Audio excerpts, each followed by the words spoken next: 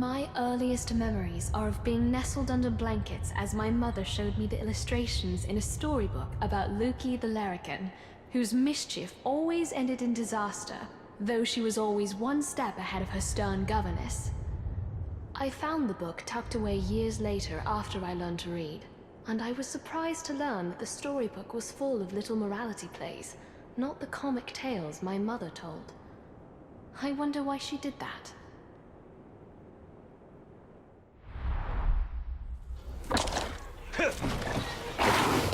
Doggerel to amuse children, I see. No. Something more. I read this storybook to...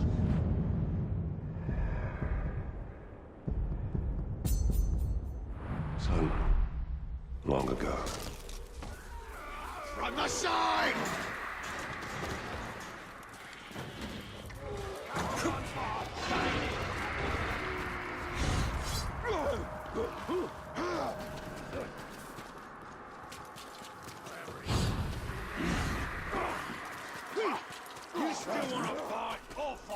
Pink skin on the wall! You! I've been training for this day. So have I! And so have I! I've spotted the filthy dog! Kill him! Did you just see that?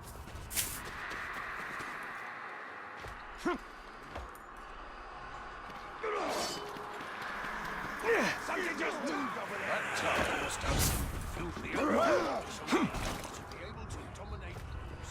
Got to...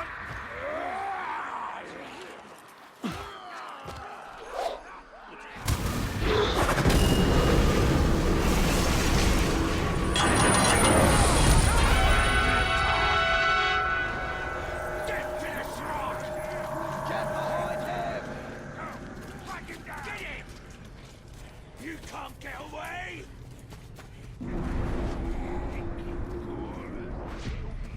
There, take that! You're dead! Submit! A good hit! You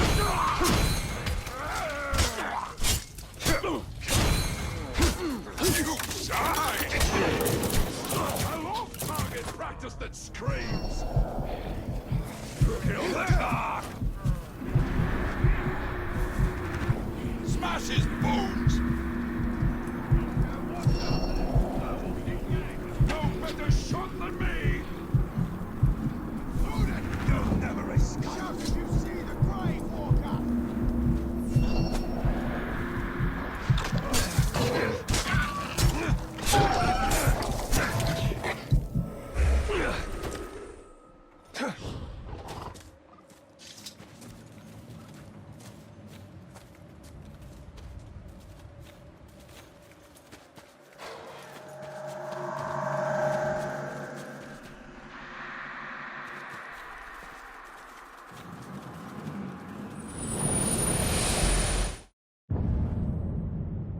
Men and orcs have clashed for centuries.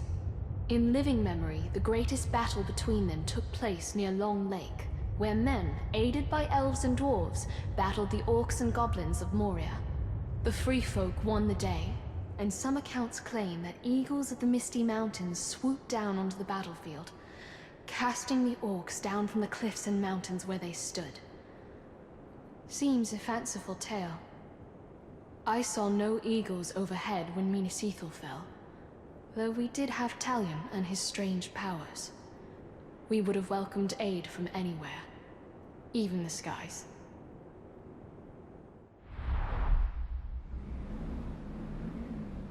The eagles of the Misty Mountains are more than a myth.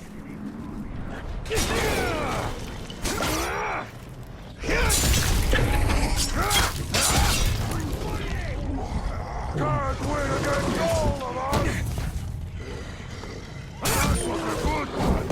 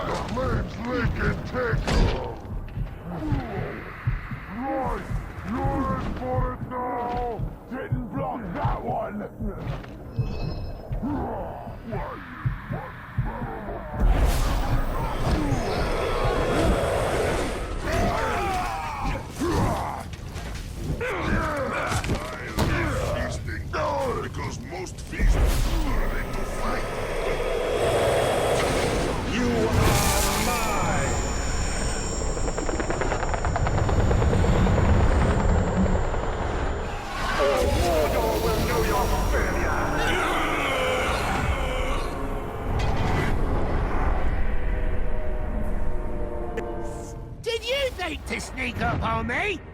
Do you not realise how loud you're stomping about?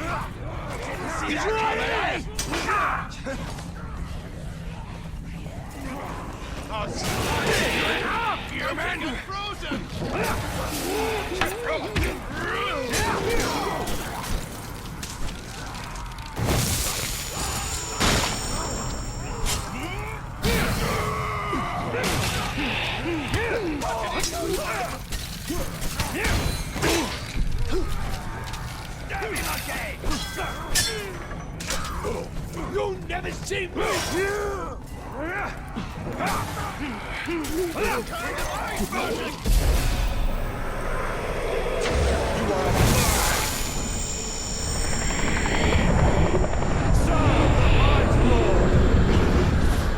I will see your commands through.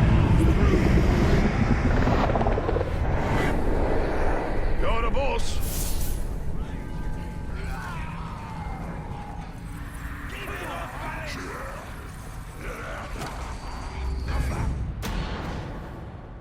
Have you ever seen a spider's web, strung with dew? That is the web of fate. All possibilities hang in the balance.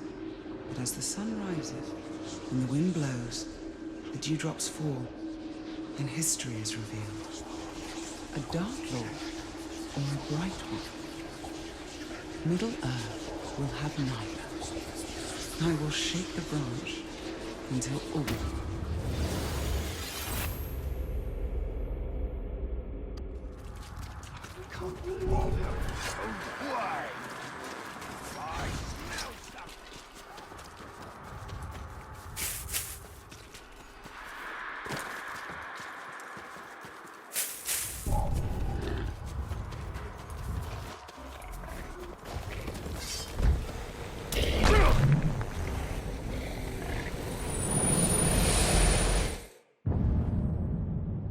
The elves of the distant north have long been named among Gondor's allies, though I've never seen one in person.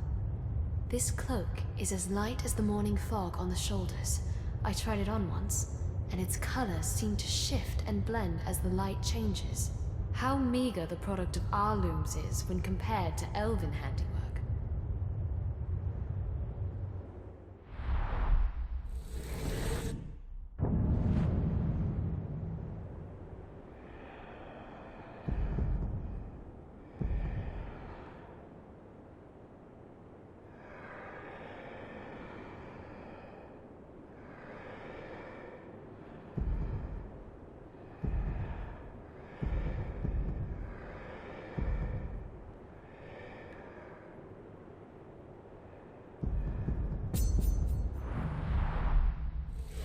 I recognize this cloak. It is of my people. A people we see precious few signs of in this land.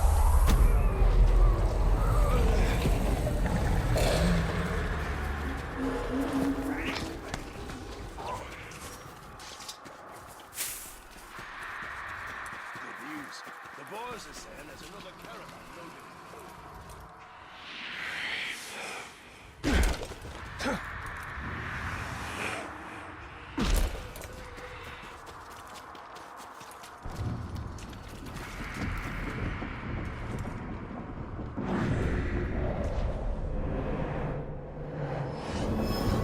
Torek.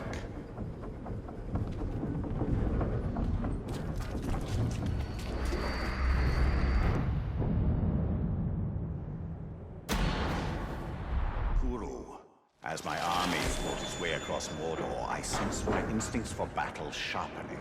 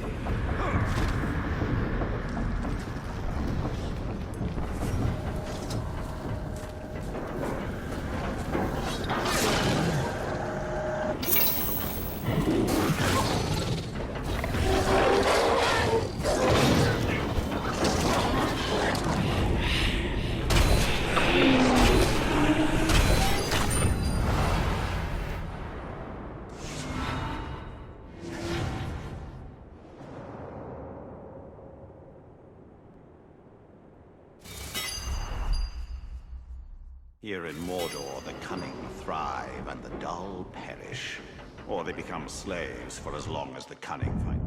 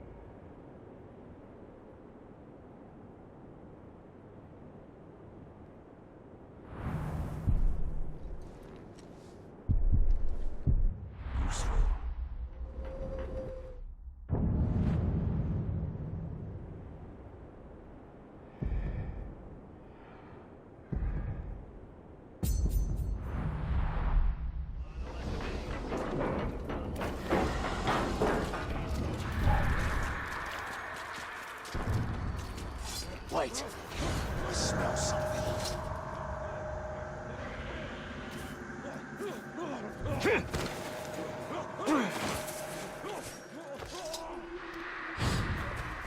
What was that noise? Gondor's artisans rival the elves in their dedication, if not their skill. None more so than our weavers. Paint on a wall or canvas will fade in time, but thread retains its vibrant color for centuries. The Númenóreans taught our people the art of the loom generations ago, and it is a talent we've nurtured ever since.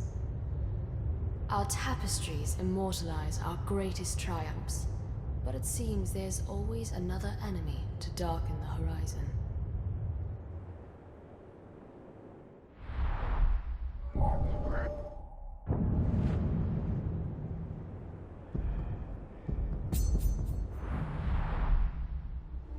I wonder where this was intended to hang. Wherever it was, I doubt it still stands. Only the strongest fortresses last long here.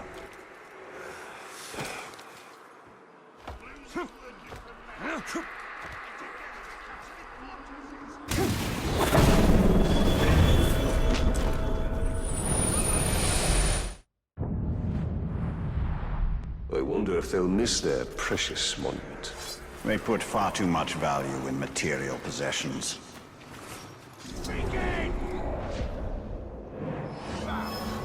Null.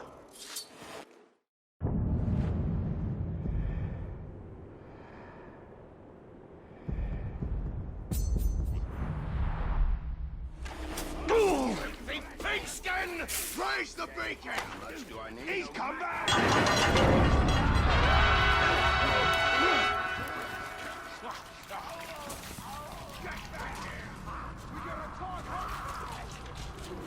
Something just moved over there!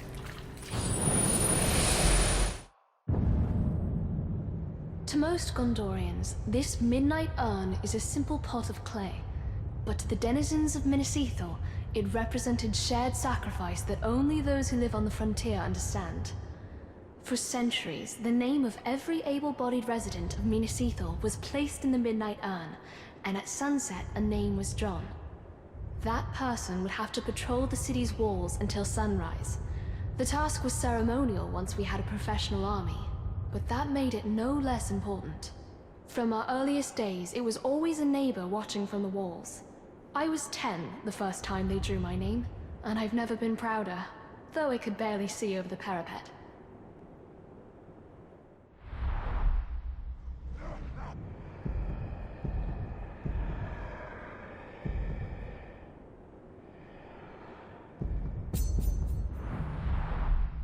Why leave the defense of your walls to chance? It isn't about chance. It's about unity. Everyone's names are mixed together, and everyone takes a turn on the wall.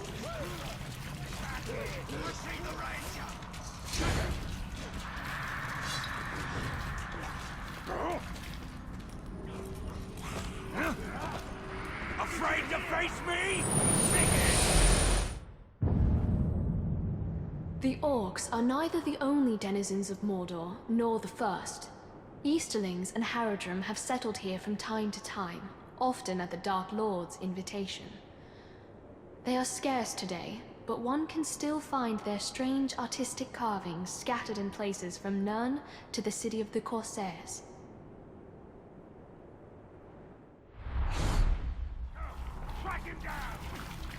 An artifact of the Haradrim.